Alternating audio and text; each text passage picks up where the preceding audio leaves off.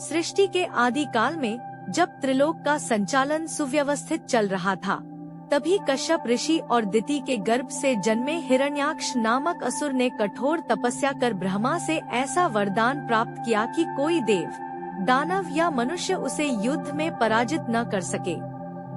वरदान पाकर उसका अहंकार सीमा पार कर गया। वह त्रिलोक में घूमता, देवताओं को पराजित करता और अपने बल का प्रदर्शन करता। धीरे धीरे उसकी दुष्टता इतनी बढ़ी कि उसने पृथ्वी पर आक्रमण कर दिया। उसने अपनी भुजाओं में पृथ्वी देवी को उठाया और सागर के जल में डुबोते हुए पाताल की गहराइयों में ले जाकर छिपा दिया। पृथ्वी देवी की यह दशा देखकर सृष्टि का संतुलन बिगड़ गया। चारों ओर हाहाकार मच गया। देवता, ऋषि और समस्त प्राणी संकट में पड़ गए। वे सभी भगवान विष्णु के शरण में गए और प्रार्थना करने लगे, हे जगत पालक, हिरण्याक्ष ने पृथ्वी का अपहरण कर पाताल में छिपा दिया है, कृपया इसका उद्धार करें। तब भगवान विष्णु ने आश्वासन दिया, मैं इस अधर्म का अंत करूंगा और पृथ्वी का उद्धार करूंगा। यह कहते ही ब्रह्मा जी के नासिका से एक छोटे से सूकर के समान जीव का प्रकट होना हुआ, किंतु वह जीव देखते देखते विशालकाय वराह में परिवर्तित हो गया। उसका शरीर पर्वतों के समान विशाल, आंखें अग्नि के समान प्रज्वलित और गर्जना से दिशाएं कांपने लगी। देवताओं ने उसे पहचान कर स्तुति की और जयकार करने लगे। भगवान वराह गर्जना करते हुए सागर में कूद पड़े।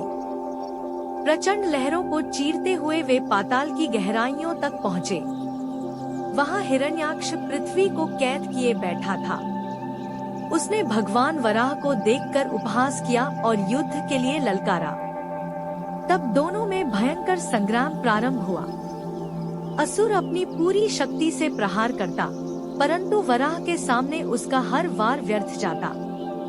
आकाश में खड़े देवता, ऋषि, गंधर्व, सिद्धगण इस अद्भुत संग्राम को देख विस्मित हो रहे थे। कई घंटों तक युद्ध चलता रहा। अंततः भगवान वराह ने प्रचंड गर्जना के साथ अपने दंतों के प्रहार से हिरण्याक्ष का वध कर दिया। असुर का अंत होते ही चारों ओर से जय विष्णु की ध्वनि गूंज उठी।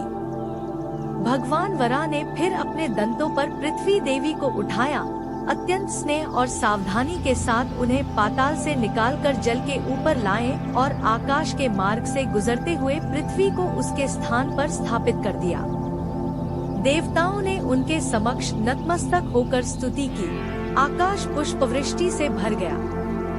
सृष्टि पुनः अपने संतुलन में आ गई। इस प्रकार भगवान विष्णु के वराह अवतार ने यह दिव्य संदेश दिया कि जब जब अधर्म बढ़ेगा और धर्म का ह्रास होगा, तब तब वे विभिन्न रूपों में अवतरित होकर सृष्टि की रक्षा करेंगे और धर्म की स्थापना करेंगे।